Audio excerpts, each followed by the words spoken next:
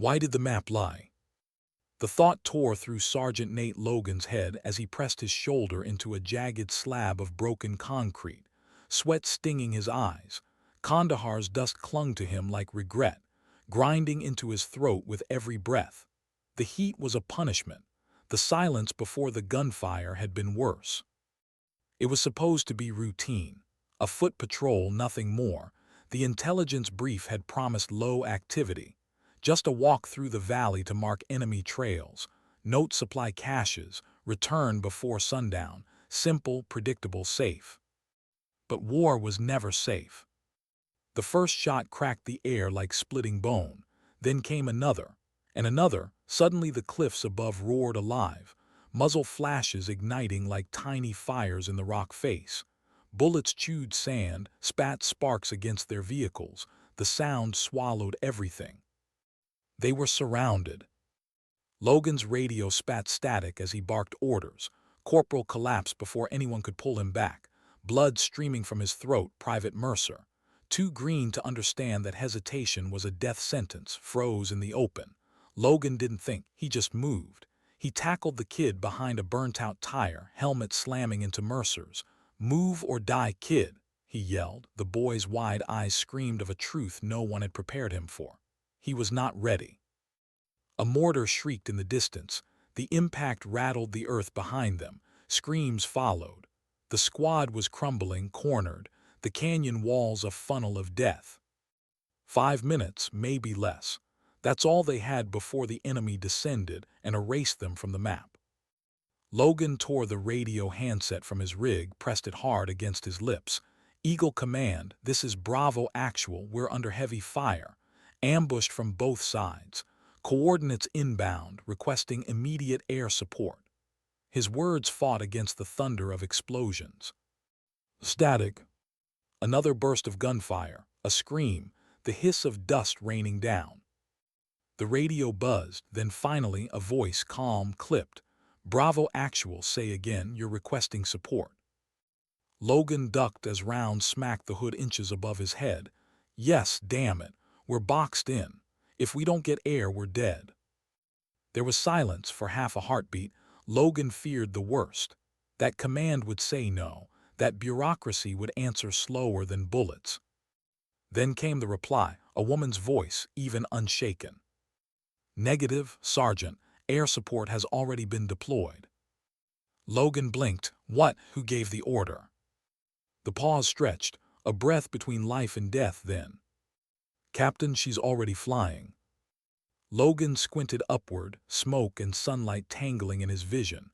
For a heartbeat, he thought he saw a flash, a silver streak across the horizon, but then it was gone, swallowed by glare. Captain, the name meant nothing to him, but the next sound did. The canyon trembled, not from mortars, not from enemy fire, but from something deeper, primal, a roar that split the sky open as if the heavens themselves were tearing apart. An F-16 sliced over the ridge, low enough to skim treetops, engines shrieking like a storm unchained. Mercer flinched, eyes wide. "What the hell is that?" Logan's mouth curved, almost against his will. "That's air support, rookie." The jet banked hard, elegant yet deadly. Sunlight flashed off steel. A moment later, 2 missiles streaked down, their trails carving the sky. Boom, boom. The ridge erupted, fire swallowed rock, enemy fighters tumbled like their ambush scattered by precision and fury. Then the jet's nose unleashed its cannon. 20 rounds raked an enemy truck, shredding steel like paper. The shift was instant. Desperation bled into something else, hope. "Is she insane?" Corporal shouted over the chaos. "She's flying under 500 feet in a hot zone." "She knows what she's doing," Logan answered, his eyes locked on the sky. And she did. Captain wasn't reckless, she wasn't wild, she was decisive, known by a name whispered with equal parts fear and admiration. The Ghost, not because she vanished, but because she arrived where no one expected, struck with precision, then disappeared before anyone could respond. When Bravo's first desperate crackle broke the airwaves, had already banked her jet, already turned into the storm. Command told her to wait. Regulations told her to hold, but soldiers didn't have the luxury of waiting, and she knew it. So she didn't wait, she flew. Now, as Logan's squad huddled against rubble, bleeding, broken, but alive, swept the sky above them. Another roar, another pass. She dropped flares, blinding enemy scopes, and then unleashed another volley. The mountain face split under her assault, insurgents fleeing into smoke and chaos. "She's clearing a path," Logan shouted. "Move. Get to higher ground while she's covering us." Boots scrambled. Shoulders bore the wounded. Mercer stumbled but kept running, his gaze fixed on the sky. "She just saved us," he breathed. "No," Logan corrected. "She is saving us. She's not done." High above, Captain didn't smile. Her HUD lit up with markers, targets, dwindling fuel warnings. Her oxygen mask clung to her face, sweat dripping into her eyes. The G-forces pressed into her ribs, but her hands were steady, her voice calm. "Ghost 1 engaging, Bravo Squad, hold." Her wingman's voice crackled over comms, half a world away in fear. "What are you doing? This isn't Top Gun. You don't just break formation." She let the silence breathe for 3 seconds, eyes locked on the valley, flames blooming below. Then she answered, quiet, cold. "I'm going where I'm needed." It wasn't bravado, it wasn't pride. It was a truth forged years ago when she watched a unit overrun while headquarters stalled for clearance. She had begged for permission to strike, screamed into her mic. The answer came too late. She remembered the funerals, the silence, the guilt. Never again. The canyon below twisted in chaos. Heat signatures moved east, flanking Bravo, rolled her jet sideways, pulling 6, ribs pressed like iron. The earth spun. Her stomach threatened to climb her throat, but she held steady. She locked onto a technical truck mounting a 50 cal, fired. The explosion was surgical, fire lit the valley. Her comm crackled, "Jesus, you're crazy." "No," she replied, voice steady, "I'm effective." On the ground, Bravo Squad felt the tide turning. Soldiers shouted in awe. Mercer clutched his rifle. His breath ragged, his disbelief palpable. He had joined the army for college money, not for this, 3 weeks in. He had never imagined his survival would depend on a woman he'd never met, a silhouette streaking through smoke like a comet. Logan dragged him forward. "Move, rookie. Don't waste what she's giving you." Mercer stumbled, tripped over the body of Corporal and forced his legs to keep moving. The war had turned him hollow already, but lit something new in him. Awe, gratitude, determination. Above them, the F-16 screamed into another climb. Her fuel light blinked red. She ignored it. One more pass. One more chance to make sure no one else died waiting. And somewhere between the roar of her engines and the silence of the desert floor, a truth carved itself into every heart that heard her jet thunder above.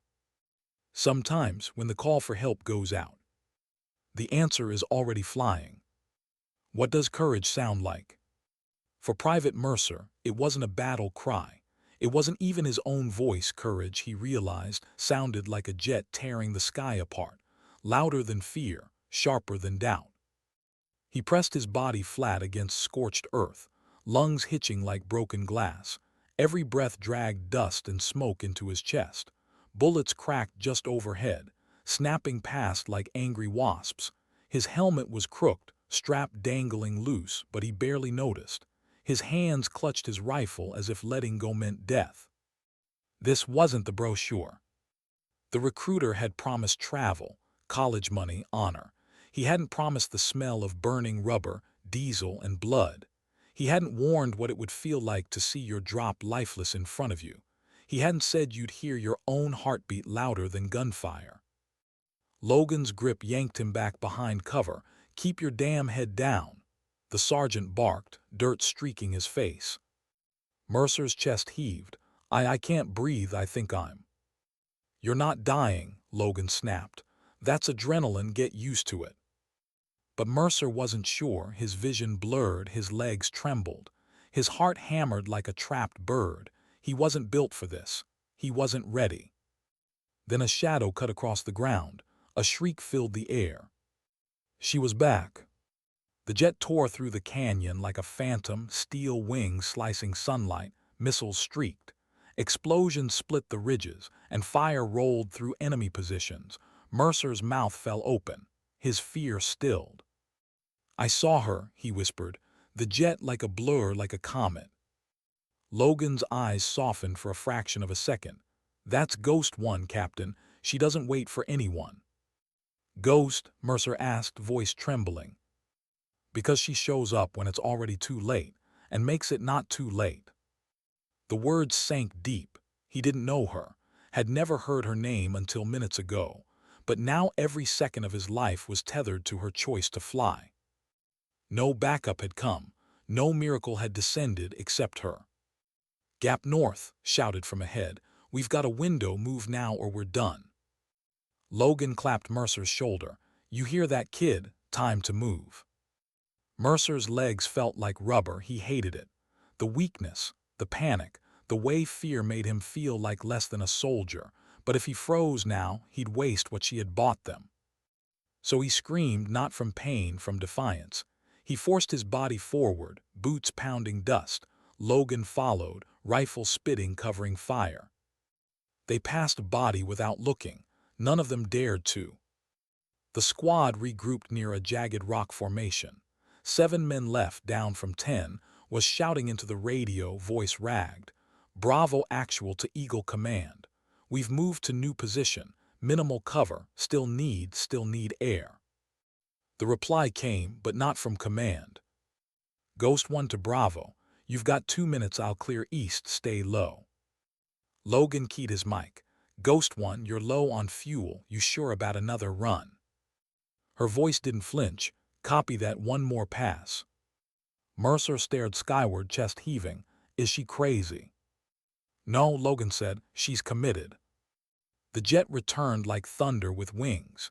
She came in lower this time. Suicidally low, dirt rippled beneath her. Flames clawed skyward as her payload detonated across the ridge. The ground shook, trees shattered, the enemy screamed.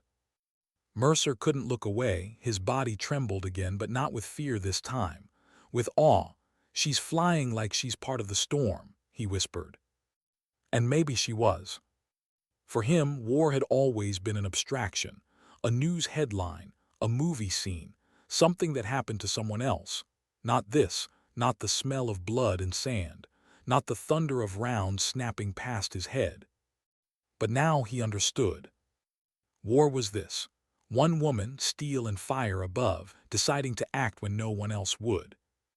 Logan crouched beside him, pulling a crumpled photo from his pocket, a little girl, 6 years old, gap-toothed smile. "That's my kid," he muttered. "Wasn't sure I'd see her again." Mercer looked at the photo, then at the smoke curling off the ridge had just obliterated. "You think we'll make it out?" Logan exhaled. "I do now." They crouched in silence as Ghost One banked into a climb, watched her fade into the sun. "She's gone." "Not gone," Logan corrected, "just heading home." The radio crackled, her voice one last time. "Bravo squad, you're clear, be safe out there." Then silence. Mercer sat back, tears burning his dust-streaked face. She didn't know his name, didn't know he froze, didn't know how unready he felt, but she saved him anyway. No glory, no spotlight, just a roar in the sky, and the startling realization that maybe, just maybe, he had a future. Because she was already flying. Back at Central Command, a red light blinked on the board, radios buzzed, status panels screamed. Junior officers froze at the sight of a single call sign flashing in red. "Ghost One, unauthorized engagement." Colonel Marshall slammed his fist onto the table. "She went in without clearance." "She broke formation 15 minutes ago, sir," a lieutenant stammered. "She's already made 3 passes, minimal fuel left." The colonel's jaw tightened. "Get her on comms." Inside the cockpit, adjusted her throttle, HUD screaming warnings at her. "Ghost One, this is command," the voice barked. "You are out of protocol, return immediately, do you copy?" Her oxygen mask hissed with each breath, Sweat trickled down her temple. She didn't answer. She was already diving again. Below, residual heat clusters lit up on her display. A fallback unit, regrouping northeast. If Bravo moved that way, they'd walk into slaughter. "Bravo Actual," she called, ignoring command. "Be advised, you've got movement northeast. Another position setting up, I'm heading there now." Logan's voice came back, steady but strained. "We're moving that direction for rendezvous, can you clear it?" "Affirmative," she said. "I'll carve you a path." "Captain, do not fire," command snapped in her ear. "That is unconfirmed, we need sat recon first." But satellites were minutes, soldiers had seconds. She dropped altitude. Her jet hugged the hills so tight her wings clipped a dust plume. The airframe rattled. 8, maybe 10 hostiles, 1 RPG, one with a surface-to-air launcher, definitely enemy. Her thumb flicked the release, missile away. The gorge erupted in fire. Then her cannon spat fury. Short bursts, precise, merciless, trees shredded, rocks shattered, men vanished. The hillside burned, as if the heavens themselves had struck it. "Bravo Ridge is clear," she breathed. "Paths open, go." Logan's voice came a moment later. "We owe you everything, Ghost One." She didn't reply, she didn't need to. Back at command, tension split the air. "She disobeyed direct orders," Marshall growled. "Ground success or not, she went rogue." Major Collins leaned forward. "She saved an entire squad. If she hadn't acted, we'd be sending body bags, not reports." The colonel glared at the screen. Ghost One's light blinked green. "Fuel nearly gone, mission complete." "She still broke protocol," he muttered. But Collins said nothing. His silence was its own verdict. Meanwhile, coasted at minimal throttle, HUD flashing low fuel. Her wingman's voice broke through. "How are you still in the air?" "Skill," she answered dryly. "You're landing on fumes." "Not the first time." He hesitated. "I heard Marshall screaming your name." "Let him scream. They might ground you, you know." "They might," she admitted. It wasn't new, she had walked that line her entire career. Orders versus instinct, red tape versus lives. She always chose the latter. And every time she paid the price. But today the price was worth it. Because 7 men were still alive who wouldn't have been. She angled toward the runway. Desert blurred into concrete, her landing gear groaned, tires screeched, the jet kissed asphalt, rolled, slowed. Not a drop of fuel to spare. When the canopy opened, heat slammed into her face. She climbed down, helmet tucked under her arm. A ground crewman blinked at her. "You flew that mission alone." Adjusted her gloves, nodded toward the sky. "Not alone, the storm flew with me." And she walked past without another word. And somewhere back in the desert, Bravo squad limped toward their extraction point. Smoke still curled from ridges. Ash drifted in the air like black snow. For the first time all day, the silence wasn't desperation. It was survival. What happens after the storm leaves? For Bravo squad, silence felt heavier than bullets. They crouched among scorched rocks and broken steel, ears ringing, lungs aching. The air stank of burnt cordite and charred rubber. Smoke clung to their uniforms like a second skin. Sergeant Logan scanned the ridge through the haze. Radio pressed to his ear. Nothing moved, no gunfire, no shouting, just the crackle of fire and the slow crumble of stone. "East is quiet," he muttered. His voice didn't sound like his own. It sounded older, worn thin by hours that felt like years. Beside him, Private Mercer knelt, helmet askew, face streaked with grime and tears. He hadn't spoken much since last pass. He didn't need to, his wide, hollow eyes told the whole story. Awe, disbelief, gratitude. And something new. Determination. Corporal finally broke the silence. His breath was ragged, chest heaving. "I've seen strikes before, seen jets drop hellfire on hillsides, but that..." He shook his head slowly. "That wasn't just a strike, that was personal." Logan wiped soot from his cheek. She flew like it was her own squad pinned down, like it was her fight too. It was, they all felt it, hadn't just cleared a ridge. She had hunted precision, fury, discipline, like a hawk protecting its nest. Bravo moved forward slowly, boots crunching over gravel and fragments of armor. The valley that had looked like their grave an hour ago now looked like the losing side of a war they weren't supposed to win.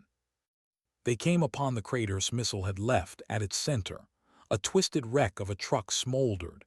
Gun mount melted into slag, scorched bodies littered the edges. Mercer turned away, jaw tight. "That's where they were setting up to finish us," murmured. "If she hadn't." "She did," Logan interrupted. "That's all that matters." The radio crackled, not Command's usual clipped voice, something else. "This is forward air control to Bravo Actual, be advised. Satellite Recon confirms complete suppression of hostiles in your sector. Zone is clear." Logan clicked his mic. "Roger that, 7 survivors moving to rendezvous."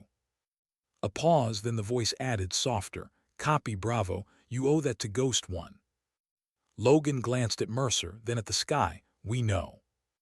At Bram Airfield, Captain sat alone in the debrief tent. Her helmet lay on the table beside her and scratched, the name Ghost barely visible beneath soot. Her hands rested on her knees, steady despite the fatigue weighing on her bones. A monitor replayed the mission footage. Her final pass, her steep dive angle, the missile's impact, flames blooming across the ridge. She watched it over and over, noting how close her wing had skimmed the cliffside, inches, maybe less. The data officer shifted nervously at her shoulder. "Captain, your final approach exceeded recommended dive angles by almost 15%. Didn't blink, did it work?" He hesitated. "Yes, but—" "Then save the numbers for someone who missed." The officer nodded quickly and left. The tent flap rustled. Chief Rhodes leaned against the entrance, coffee in hand, arms crossed. His expression was half stern, half resigned. "I figured you wouldn't sleep," he said, holding out the cup. "I don't fly to sleep," she muttered, taking it. He dropped into the chair across from her. "They're calling you reckless again." "Let them. They're also calling you a hero." Her hand froze around the cup. She stared into the steam, then set it down. "I didn't do it for that." "I know," Rhodes leaned forward, lowering his voice. "But Bravo, they sent something for you." He slid a folded piece of canvas across the table. Raised an eyebrow, unfolded it. A patch, roughly stitched, edges singed across it. 7 names written in Sharpie and above them in block letters. "Fire and Fury, thank you, Ghost." Her thumb brushed the names, slow and deliberate. "Where'd they get the canvas?" she asked. "Stripped it from their flak jackets," Rhodes replied. She didn't speak for a long time. She just held it, the patch in one hand, her helmet in the other. One represented the mission, the other, the reason for it. Finally, she whispered, "They were supposed to die today." Rhodes nodded, "But they didn't. Because I broke the rules. Because you followed the right ones." Miles away, Bravo's squad set up camp beneath the shadow of a hillside. The air was calmer now, the silence strange after hours of chaos. Mercer sat at the edge of the firelight, journal in hand. His fingers trembled as he scribbled, the words messy but urgent. "She didn't know our names, never saw our faces, but she came anyway.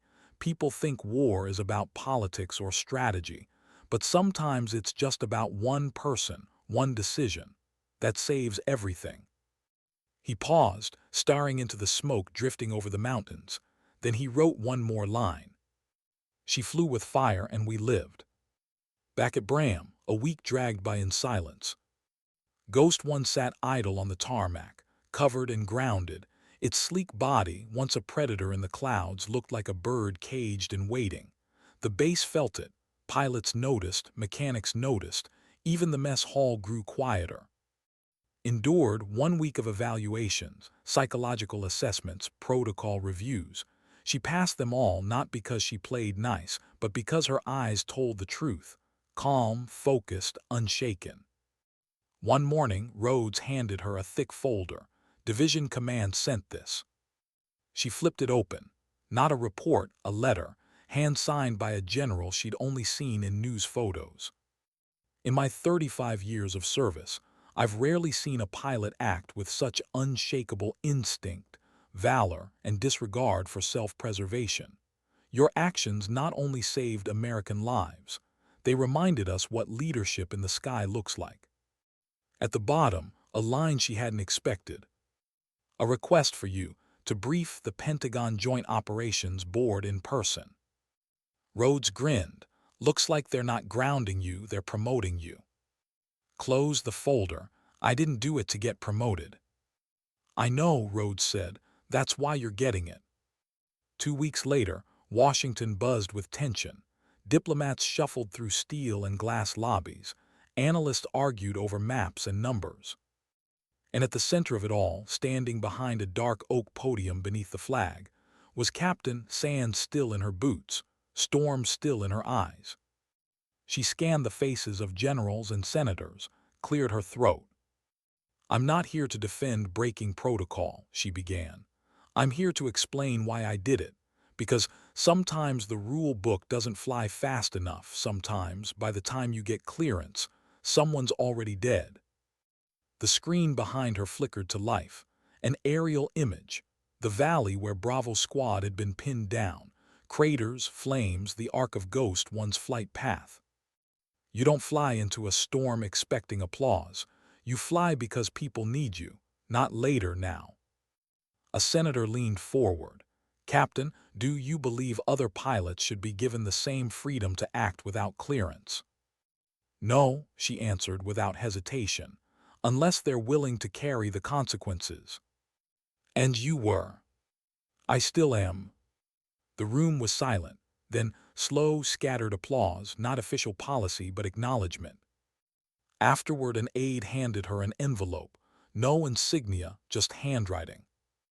Ma'am, I don't know if letters like this reach people like you, but I'm writing anyway. I was in Bravo Squad, first deployment. I froze twice that day, almost cost my team. But then you showed up. You flew like thunder, like you were born for that exact moment. I haven't slept well since, but I'm trying. I'm still here because of you.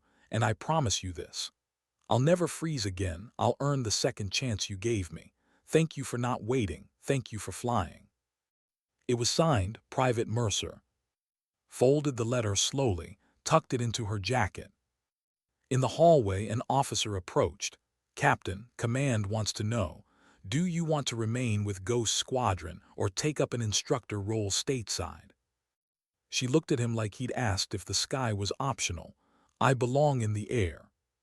That night she pinned Bravo's canvas patch next to her flight log. Her room was sparse. Bed, boots, gear bag, but now it had a soul. Proof that sometimes the rules mattered, but lives mattered more.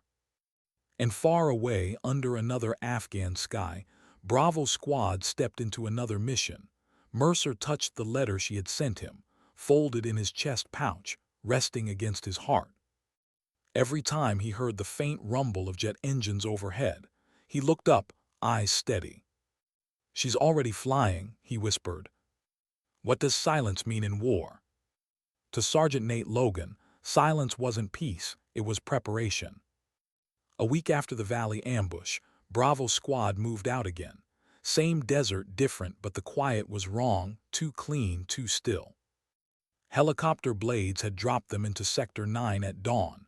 Jagged cliffs, narrow trails, whispers of enemy tunnels burrowed into the rock. Intelligence was thin, urgency was thick. Recon and disrupt, the orders said. Simple words for complicated death. Logan adjusted his rifle sling and studied the ground, tracks in the dust, too neat. Like someone wanted them seen, his gut twisted. Mercer trailed close behind, every step deliberate. He wasn't the same rookie anymore. His hands no longer trembled. His breath came steady. But inside he carried a weight heavier than his rifle. The letter from tucked in his vest. Now it's your turn. He read it before every op. And every time fear clawed at him, those words forced his boots forward. The squad moved in a tight file, boots crunching, eyes scanning the ridges. That's when the silence broke. Crack! A sniper round whined past his ear. He dove behind a rock, swearing, then came the rest. An eruption of gunfire, sharper, closer, too close, traps snapped. An IED buried in sand spat fire, lifting two soldiers off their feet. Screams split the canyon. Cover, move, Logan roared. The squad scattered, diving behind boulders, laying down fire. Dust swallowed the air, bullets shredded stone. They were surrounded again. Mercer dragged by the straps, blood soaking his shoulder. His hands didn't freeze this time, they moved. Gauze pressed to the wound, rifle steadied. But the numbers weren't in their favor. 3 sides closed in. More shouts echoed from above. Logan slammed his radio open. Bravo Actual requesting immediate air support. Grid Delta 5-2, heavy fire. We are pinned, multiple wounded. Static, then a reply, cold official. Bravo Actual, copy, be advised. Ghost Squadron is currently grounded. Alternate support en route, ETA 20 minutes. 20, Logan shouted, we don't have to. Groaned, clutching his bleeding shoulder, Mercer pressed harder, blood slicking his fingers. His own heart thumped like a war drum. 20 minutes, that wasn't air support. That was a death sentence. Then came a sound. Not boots, not rifles, a roar. Every head lifted. From the clouds above, darker than night, faster than breath. A lone jet cut through the sky, no formation, no escort, just a predator with wings of steel. Ghost 1. It wasn't supposed to be flying. The patch hadn't cleared, the mechanics hadn't signed off, but she was flying anyway. Mercer gasped, eyes wide, you see that? Mercer's lips parted, awe and disbelief colliding. No way. High above, Captain pulled her jet into a dive. The sky screamed with her engines, fire streaking as a missile tore toward the northern ridge. The explosion ripped dirt skyward, gunfire faltered, shadows scattered. She came lower, harder, machine guns spat fire, tearing nests apart. Precise, ruthless, unstoppable. Inside the cockpit said nothing. No bravado, no adrenaline high, just breath, steady and cold. Now it's your turn, she remembered. The words she had sent Mercer, but this time, it wasn't him she was speaking to, it was herself. She had been grounded, evaluated, lectured, told to wait, but waiting had a cost and she knew it. Lives bled out in minutes, and minutes command rarely gave. On the ground, Bravo rose from the dirt like ghosts themselves. Still bled but alive, Logan's voice cracked through the comms. You saved us once, you're saving us again. How the hell do you do it? There was a pause before answered, her tone calm as stone. Because someone has to, because waiting means losing. Her jet roared past again, close enough to rattle teeth. Mercer clutched his rifle, eyes locked on her shadow as it carved across the ridge. You don't just fly, Captain, he whispered, voice shaking with awe. You carry us all up there. And she did. Not for medals, not for headlines for them, for the rookies too scared to breathe, for the sergeants with kids waiting at home, for the ones who couldn't afford to wait. Minutes later, helicopters clawed their way into the valley. Medics stormed out, bandaging wounds, dragging the battered squad into the choppers. Was pale but alive, Logan's face was carved in dirt and blood, but he exhaled for the first time in hours. Mercer sat on the floor, rifle still in his lap, heart pounding as the chopper lifted. He looked back. High above, Ghost 1 banked once more, streaking across the orange sunset. Already climbing, already gone. The war wasn't over, but for now, for this night they lived. Because she was already flying. At the Pentagon weeks later, the after-action reports flooded in, words like unauthorized, insufficient fuel, protocol breach. But another word drowned them out. Saved. General addressed a crowded hall, commanders, analysts, politicians. Captain reminded us that leadership isn't about waiting for permission. It's about knowing when to act, decisively, with courage. She showed us all what it means to lead. Applause filled the room. At the back stood quietly, helmet under her arm, expression unreadable. She didn't bask. She didn't break. She just remembered the faces of Bravo Squad, the canvas patch stitched with their names, the rookie who had written her a letter promising never to freeze again. Later that night, a package arrived at her quarters. A frame inside it, the patch from Bravo, signed now by every survivor. Beneath the names, a new line had been added in bold ink.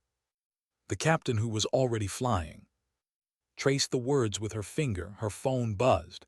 A message from Mercer. "Still flying, Captain, still carrying us." And for the first time in weeks, smiled. But war doesn't pause for smiles. 2 months later, Bravo Squad was back on patrol. Different valley, different threat, same weight in their bones. Mercer carried his note in his vest.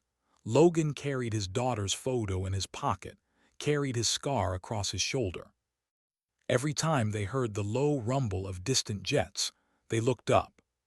"She's out there," would murmur. "She's already flying," Mercer answered. Because now they believed it. Not as rumor, not as myth. As truth. What does it cost to break the rules? Captain had asked herself that question more times than she could count. Every time she pushed throttle when command said wait. Every time she banked her jet into danger before clearance arrived. Every time she chose instinct over orders. The cost was written in reprimands, evaluations, thin smiles from superiors who praised her in one breath and punished her in the next. But the real cost wasn't in paperwork. It was in the quiet after the storm. She sat in her barracks, Ghost One grounded for post-mission checks. Her room was bare. A bed, a locker, a desk stacked with reports. The air smelled faintly of jet fuel, a scent no amount of scrubbing ever erased. On the desk sat the patch Bravo Squad had sent her, 7 names scrawled in Sharpie, and beside it Mercer's letter, words etched with trembling hands but iron conviction. "I'll never freeze again. I'll earn the second chance you gave me." She read it often, not because she needed praise, but because it reminded her why she chose defiance. Not for herself. For them. The rookies with sand still in their boots, the sergeants with children waiting at home, the ones who didn't have the luxury of bureaucracy. The ones who bled while paperwork traveled. Bravo Squad healed slow. Wounds stitched, bones set, scars carried. Walked with a limp now, his shoulder scar raw but closing. He covered it with humor, grinning as he told anyone who'd listen. "I've got proof the captain flies lower than angels."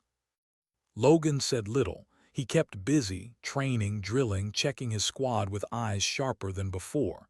His photo of his daughter never left his pocket some nights. He sat staring at it, jaw clenched, gratitude and guilt locked in silence. And Mercer was different. The rookie who had once frozen in the open now carried himself with a new gravity. He was still young, still learning, but something in him had shifted. He had seen fire, survived it. He had watched a jet carve salvation from the sky and realized courage wasn't a word on posters. It was a choice made in seconds. Every mission, he touched the letter had sent him. "Now it's your turn." He repeated it under his breath like a prayer. And when panic clawed at him, he didn't freeze anymore. His hands moved. His breath steadied. The others noticed. "Rookie doesn't flinch now," said one night by the fire. "Hell, he's steadier than me." Logan didn't smile often, but this time he did, just a little. Back at Bram, faced a different kind of battlefield. Her name traveled in whispers. Pilots traded stories in the mess. Mechanics told tales on the flight line. Commanders argued her case behind closed doors. To some, she was reckless, dangerous, a storm that refused to be caged. To others, she was proof of what courage looked like in steel and flesh. Neither label mattered to her. What mattered was the choice she made every time the radio crackled with desperation. Was she willing to carry the weight? Yes, always yes. But the war wasn't done with her. Sector 9 had been cleared for now, but insurgents shifted like smoke, regrouping in valleys and caves. Rumors spread of new tunnels carved deep into the ridges, new weapons smuggled across borders. Command called for strategy. Recon, wait. Knew better. Waiting didn't stop storms. It only made them stronger. One night, as the sun bled across the horizon, Logan gathered his squad around a dim lantern. Their boots were caked in dust, their uniforms still smelling of cordite and sweat. "Listen up," he said, voice low. "New orders, recon into Sector 12 at dawn. Reports of heavy buildup, could be nothing, could be worse." Mercer tightened his grip on his rifle, his stomach coiled, but he didn't flinch. Snorted, "Recon, huh? That's what they called it last time, look how that turned out." Logan's eyes hardened. "That's why we're sharper now, we move quiet, we move smart, we don't get caught with our heads down again." The squad nodded. But Mercer's thoughts drifted upward, toward the stars, toward a jet-painted ghost gray, sitting caged on a runway miles away. Would she be there if it went wrong again? Would she fly? He reached into his vest, touched the folded note. She would, he knew it. In her barracks, sat at her desk, helmet on the floor, patch and letter before her. Her comms crackled faintly with bass chatter. Logistics, schedules, fuel reports, none of it mattered. She leaned back, closed her eyes. And in the silence she remembered. Her first deployment. The call she wasn't cleared to answer. The voices that begged for air support that never came. The silence that followed when the ground went quiet forever. That night had carved her into who she was. It wasn't medals that made her a captain. It wasn't hours logged or training completed. It was regret. Regret that sharpened into instinct. An instinct that told her, when the storm rose again, she'd already be airborne. Morning broke over Sector 12 with pale light and long shadows. Bravo squad moved out, boots crunching over gravel, rifles steady, eyes alert. The silence was thick, too thick. Mercer's pulse quickened, but his hands didn't shake. He had learned. He had grown. And as the squad slipped deeper he whispered the words that had become his anchor. "She's already flying." But on the runway miles away, Ghost One sat still, covered, grounded. And waited. Because sometimes even storms were chained. For now, how many times can a soldier walk into the jaws of death before instinct takes over? Sector 12 was supposed to be quiet. That's what the maps showed. Sparse movement, minimal chatter. A soft patrol to mark supply trails and confirm rumors of insurgent tunnels. But Bravo Squad had learned the hard way that silence wasn't safety. Silence was camouflage. Sergeant Logan led the way up the narrow ravine, rifle steady, eyes flicking from ridge to ridge. Followed. His limp faint but permanent now, every step weighted by his healing shoulder behind them. Mercer moved with the others, not as the trembling rookie he once was, but with a calm intensity that surprised even him. Every few minutes his fingers brushed the letter under his vest, his words echoed in him. "Now it's your turn." He carried them like armor. The valley floor was tight, too tight. Cliffs rose on either side, jagged and shadowed. The air pressed heavy, dust clinging to sweat, boots grinding into silence that felt too loud. Logan's gut clenched. Something was wrong. "Keep sharp," he whispered into comms. They moved 10 more yards. That's when the world erupted. A thunderclap of gunfire burst from above. Muzzle flashes lit the cliffs. Bullets tore into rock, showering the squad with shards. An IED buried in the sand ignited, throwing dirt and fire skyward, flinging 2 men off their feet. "Contact left, contact right," Logan roared, shoving Mercer behind cover. The canyon roared with chaos. Gritted his teeth, firing bursts upward. His limp dragged him behind a boulder, But his rifle stayed steady. Logan barked orders, voice sharp, pulling his squad into firing positions. But the ambush was heavy, too heavy. Mercer pressed gauze into a soldier's wound, blood soaking his hands. He didn't freeze. He didn't hesitate. His breath shook, but his hands didn't. "Stay with me," he muttered, forcing calm into his voice. Rounds whined overhead, snapping into the sand beside him. Another explosion tore open the ridge. Smoke and dust blinded the canyon. They were surrounded again. Logan grabbed the comms, voice iron and desperation all at once. Bravo Actual requesting immediate air support. Grid Alpha 2, multiple wounded, pinned down on 3 sides. We need cover now. Static. Then Command's clipped voice. Bravo Actual, copy. Ghost Squadron is currently grounded for maintenance. Alternate support rerouting, ETA, 25 minutes. Logan's throat tightened. 25 minutes might as well have been forever. Negative, we don't have 25. Cursed, dragging his rifle up and firing another burst. We're dead if they wait again.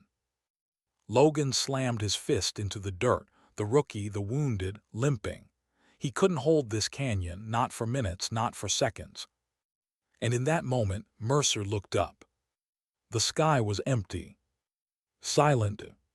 Hopeless. Until it wasn't. A roar. Deep, growing, splitting the air apart. Froze, eyes wide. No way. Mercer's heart leapt. He knew that sound now. Above the ridges, streaking out of the horizon like vengeance itself, a lone jet carved through the sky, darker than storm clouds, faster than breath. Ghost 1. She's not supposed to be flying, Logan muttered, awe and disbelief warring in his voice. She's already flying, Mercer whispered. High above, Captain locked her eyes on the gorge. Her HUD screamed low fuel. Her comms buzzed with Command's protests. Ghost 1, return immediately. You are grounded until further notice. Do you copy? She ignored them. The heat signatures on her display told her everything she needed to know. 2 RPG positions dug into the ridge, machine gun nests pinning Bravo. Wounded scattered across the canyon floor. She banked hard, nose down, throttle to the stops. No hesitation. Not this time, not ever. Bravo Actual, she called, voice calm despite the G-forces crushing her ribs. I've got eyes on your position. Stay low, I'll clear you a path. On the ground, Logan exhaled like a drowning man breaching air. Copy, Ghost 1, Godspeed. Her thumb flicked the switch. A missile streaked free, slicing through the air. The northern ridge erupted in flame, rock collapsing in on itself. Splash 1, she whispered. Her cannon spat next, short burst, precision fire, nests shredded, men scattered. Mercer shielded his wounded comrade, eyes locked upward. Fire bloomed across the ridge like the wrath of heaven itself. Let out a wild, hoarse laugh. She's insane. She's actually insane. Logan shook his head, never taking his eyes off the sky. No, she's committed. Inside the cockpit, steadied her breathing. Her left arm ached from the pull of the. Her fuel light blinked angry red. She didn't care. She thought of the faces on Bravo's patch, the names scrawled in Sharpie, Mercer's shaky handwriting. I'll earn the second chance you gave me.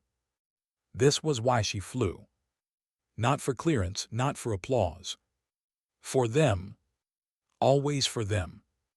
On the ground, Bravo moved. Logan shouted orders, pulling his men through the gap she'd carved, dragged the wounded with Mercer covering.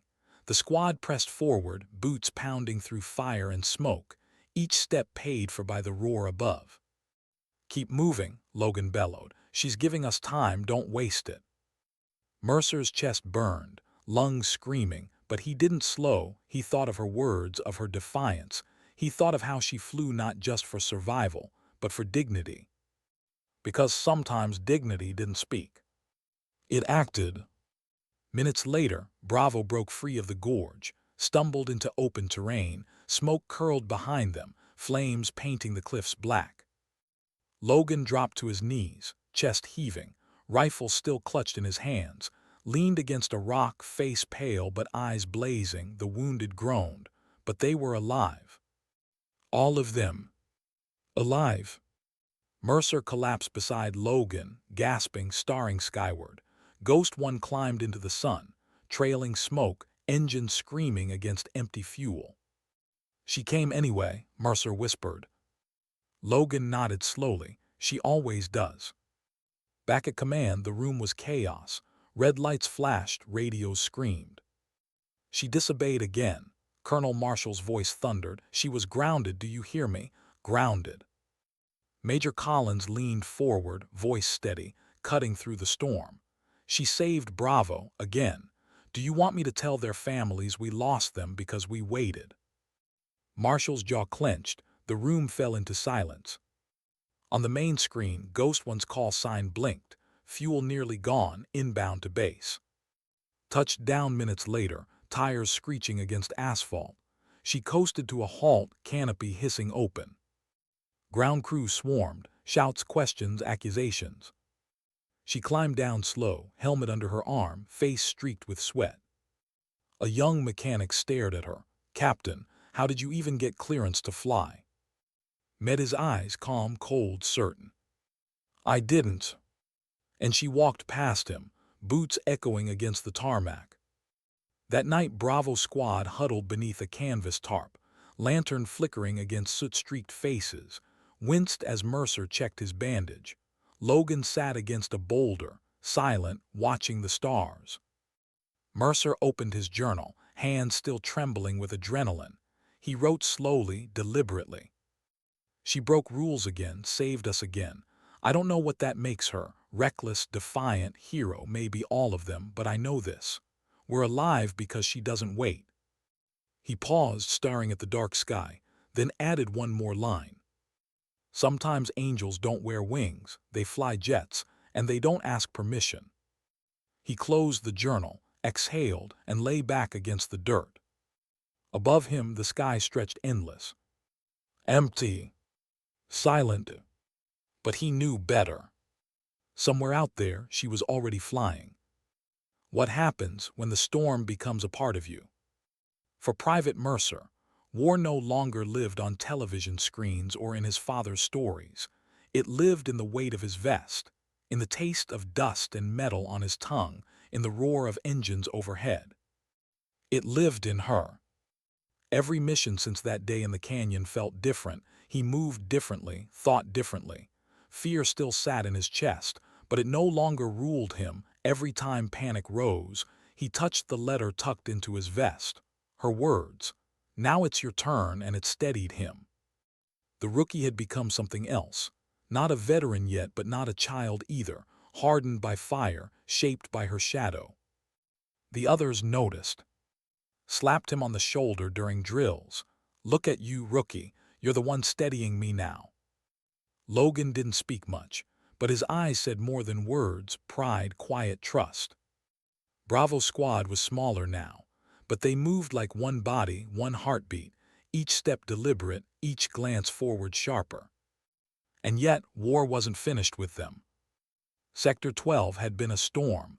Sector 13 would be worse. Knew it before they did. The reports were thin, intercepted chatter, satellite heat clusters, the kind of fragments that analysts argued over for weeks, but didn't need weeks. Her gut told her. Another ambush was coming.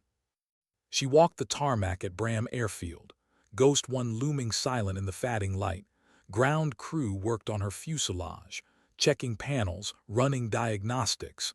She rested a hand on the steel, cool against her palm. They had grounded her again. Another review board, another round of questions about protocol. She didn't argue, but she knew. When the call came, she'd fly, clearance or not. Because the call always came. The call came at dawn. Bravo squad was deployed into Sector 13, jagged cliffs, rumored tunnel networks deep enough to swallow platoons. They moved with precision now, every step careful, rifles sweeping the. But the silence was back. that same silence Logan had learned to hate. Too neat, too still. They didn't even make it 2 kilometers. Sniper fire cracked first, then came the mortars. Explosions chewed earth, lifting sand and fire skyward. Bullets poured down from hidden nests. "Cover spread," Logan shouted, dragging Mercer behind a boulder. Cursed, returning fire through gritted teeth. 2 men dropped before anyone could pull them back. The canyon echoed with screams, dust, chaos. It was Sector 9 all over again. Only worse. Logan grabbed his comms. Bravo Actual requesting immediate air support. Heavy fire, multiple wounded. Static. Then Command's reply, cold, final. Bravo, copy, Ghost Squadron is grounded. Alternate support en route, ETA 20 minutes. Logan's stomach dropped. Negative, we don't have 20. We're getting cut to pieces now. But the line was dead. Mercer pressed his hands into a wound, blood soaking his gloves, his vision blurred. But he didn't freeze, not this time. He screamed to force his breath steady. Fired until his rifle smoked, teeth clenched, limp dragging him sideways. Logan's voice bellowed orders, holding the squad together by sheer will. But it wasn't enough. Not against this storm. Then from somewhere high above, the storm answered. The roar came first, low growing, splitting the sky. Looked up, eyes wide. No, she wouldn't. Mercer's chest seized, then loosened. She would. From the horizon, streaking like vengeance itself, Ghost 1 tore through the sky. No clearance, no formation, no permission. Just her. Already flying. In the cockpit, HUD blazed with warnings. Unauthorized flight path. Fuel margin critical, command channels screaming in her ear. She tuned them out. Her eyes locked on Bravo's coordinates. Heat signatures swarmed the ridges, RPG positions, heavy guns, a kill box waiting to collapse. Her jaw tightened. Not today. She rolled her jet hard, nose down, throttle full. The G-forces crushed her ribs, sweat stung her eyes, but her hands were steady. Her missile streaked first, fire carving the northern ridge into rubble. Then her cannon unleashed fury, 20 rounds ripping through machine gun nests with surgical precision. On the ground, Bravo watched the cliffs erupt. Gunfire faltered, shadows scattered. Mercer couldn't stop staring. His heart hammered, not with fear this time, but with awe. "She's flying like part of the storm," he whispered. Logan's mouth curved. "She is the storm." But storms burn fuel fast. Inside her cockpit, alarms blared, her gauge blinked red. She didn't have enough to make it back if she stayed. She knew it. And she stayed anyway. "Bravo Actual," she called, voice calm despite the chaos. "I'll clear your southern flank, move when I say." Logan clicked his mic. "Ghost 1, you're out of fuel, you won't make it home." She pulled into another dive, fire streaking past her wings. "Not the first time," she said. And she unleashed hell. The southern ridge collapsed under her fury. Insurgents fled in every direction. Bravo surged forward through the gap, boots pounding, wounded hauled on shoulders. Mercer pushed harder, rifle steady, lungs burning. He thought of her words, of her defiance, of the letter pressed against his chest. "Now it's your turn." He didn't freeze, he didn't falter, he moved. Because if she could burn fuel she didn't have, he could give everything he did. Minutes later, Bravo stumbled clear of the kill zone. Smoke curled behind them, flames clawed at the ridges. They were alive. Again. Because she flew when no one else would. Logan's voice crackled through comms, raw but steady. "Ghost 1, we owe you everything again." Pulled her jet into a climb, HUD screaming empty. She smiled faintly under her mask. "You don't owe me," she whispered. "You owe yourselves, you kept moving." Back at command, the room split in two. She disobeyed again, Marshall thundered, ground her permanently. But Collins shook his head. "She just saved Bravo for the third time, you ground her. You may as well tell every soldier out there that paperwork comes before their lives." Marshall's silence was heavy, but he didn't argue. Coasted her jet into the airfield, running on fumes, alarms screaming, every gauge red. She landed rough, tires shrieking, brakes straining, but she made it. Barely. When the canopy opened, ground crew rushed forward. One young mechanic stared at her like she was something more than human. "You had no clearance," he stammered. Why did you fly?" Climbed down slow, helmet under her arm, sweat streaking her face. She looked at him, calm, steady. "Because waiting means losing." And she walked past, boots echoing on the tarmac, the storm still clinging to her like a shadow. That night Bravo sat under a cold sky, firelight flickering against faces. Mercer opened his journal, his handwriting steadier now. "She saved us again, broke rules again. I don't know how long she can keep doing this. I don't know if command will let her, but I know this. Every time death comes for us, she comes faster. And every time she roars overhead, I remember I'm still alive and I fight harder." He closed the journal, tucked it back into his pouch and looked skyward. "She's already flying," he whispered. And for the first time since deployment, he believed it fully. Not as hope, not as faith. As truth. What does it mean to carry others? That question followed Captain long after the sound of her engines faded, long after the canyon smoke cleared, long after the reprimands and the applause. Some called her reckless, some called her a savior, but names didn't matter. What mattered were the faces. Logan's silent strength, his limp grin, Mercer's steady hands where once they had trembled. She carried them all, not in her cockpit, not in her jet, but in her choices. 2 weeks after Sector 13, the war moved again. New intelligence, new whispers of fortified ridges, enemy forces burrowing deeper into the mountains, stockpiling weapons for something bigger. Bravo Squad was tasked with leading the recon.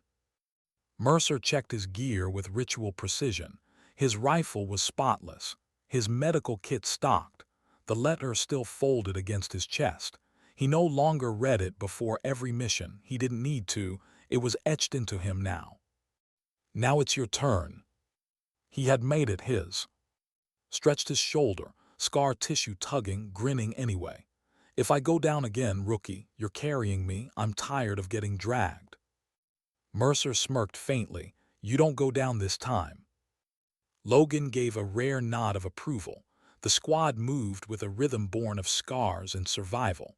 They weren't the same men who had once panicked in Sector 9. They had been reforged. By fire, by loss. By the shadow of a jet that always came. At Bram, prepared quietly, she had no orders to fly, her jet sat cold, but she sharpened her instincts anyway, studied maps, checked, rehearsed every contingency. She knew command would hesitate again. She knew the call would come. And she knew she would answer. Even if it burned everything left inside her. The mission began at dawn. Sector 14, jagged peaks with fresh craters, narrow gullies perfect for ambushes. Bravo moved cautious, deliberate, sunlight cut across the ridges like knives, every step crunched with suspicion. Logan felt it first, the hairs on his neck prickled. He raised a fist, halting the line. Too late. Mortars screamed, the earth convulsed. Explosions ripped the canyon floor apart. Gunfire poured down from 3 sides, rattling stone, shredding cover. "Contact South Ridge," Logan barked, dragging Mercer behind shattered rock. Gritted his teeth, firing bursts, blood seeping fresh from his old wound. Mercer's hands pressed against another man's torn vest, blood flooding through gauze. He didn't hesitate. He didn't freeze. His voice was steady even as bullets cracked overhead. "Stay with me, breathe, you're not done yet." But inside, his chest tightened, because this time was worse. He knew it, Logan knew it. They were outnumbered, out of time. Logan slammed his comms. Bravo Actual requesting immediate air support. Multiple wounded, heavy fire we can't hold. Static. Then the voice that haunted every battlefield. Bravo, copy, Ghost Squadron unavailable, alternate support rerouting, ETA 20 minutes. Logan's throat tightened, his voice cracked into the comms, 20 minutes. We don't have 20 seconds. Mercer shut his eyes. He knew what was coming. And he prayed for it. The roar answered. Distant, low, rising like thunder. Sighs lit, tell me I'm not hearing things. Mercer opened his eyes. The horizon split. Ghost 1 streaked into the valley, fire blazing across her wings, faster, lower, louder than ever. She's here, Mercer whispered. And the squad rose with her shadow. In the cockpit, HUD screamed warnings, unauthorized, fuel critical, ammunition low. She ignored them all. Her eyes locked on the ridges. Bravo's signals blinked desperate below. The enemy swarmed like ants across the cliffs. Her jaw tightened. She dove. Missiles streaked. Explosions clawed the ridges apart. Her cannon thundered, shattering nests, ripping fire into the kill zone. The valley lit with fury. On the ground, Bravo surged forward. Logan's voice roared commands, cutting through chaos, laughed wild through gritted teeth. Mercer hauled the wounded, rifle blazing between breaths. Each of them moved harder, faster, stronger, because the storm above carried them. Because she carried them. But storms don't last forever. Her fuel gauge blinked flatline. Her rounds clicked empty. Her jet shuddered under strain. And still she stayed. Bravo actual, she called, voice raw, breath tight under G-forces. You're clear, move now. Logan clicked his mic. Ghost 1, you're running on nothing, get out while you can. She smiled faintly under her mask. Not until you're clear. Bravo pushed harder, feet pounding. Wounded dragged, rifles firing until barrels smoked. Mercer stumbled, nearly dropping the man on his shoulder. His body screamed, lungs aflame, but he thought of her words. Now it's your turn. And he kept moving. Minutes stretched like hours. Then at last they broke through out of the gorge into open desert. Alive. Behind them, smoke rose from shattered cliffs. Above them, Ghost 1 clawed skyward, engine sputtering, trails of flame licking her wings. Come on, Mercer whispered, just make it home. At Bram, silence fell over the command room. All eyes locked on the main screen as Ghost 1 limped across radar, bleeding fuel, engines coughing. She's not going to make it, Marshall muttered. But Collins shook his head. She always makes it. On final approach, alarms screamed. Flames licked across her wing. Her HUD went black. But her hands stayed steady. She coaxed the jet down, wheels hammering asphalt, brakes screaming, sparks spitting across the runway. And she stopped. Barely. When the canopy hissed open, ground crew swarmed, shouts, hands pulling her down. Climbed out slow, helmet under her arm, face streaked with smoke and sweat. The runway fell silent. Someone whispered, reverent. She shouldn't be alive. She walked past them all, boots echoing against steel, eyes fixed forward. Alive. But changed. That night Bravo gathered under the stars, bandaged alive. Logan sat quiet, photo of his daughter in his hands, leaned back against a rock, laughing weakly at nothing. Mercer pulled his journal. His hands didn't tremble this time. She saved us again, maybe for the last time. I don't know how long she can keep burning herself for us, but I know this. I'll carry it now. I'll fight because she fought. I'll keep moving because she showed me how. He paused, then added one more line. Sometimes dignity doesn't speak, it simply acts. He closed the journal, leaned back, and stared at the sky. And though it was empty, he whispered the words that had become truth to all of them. She's already flying.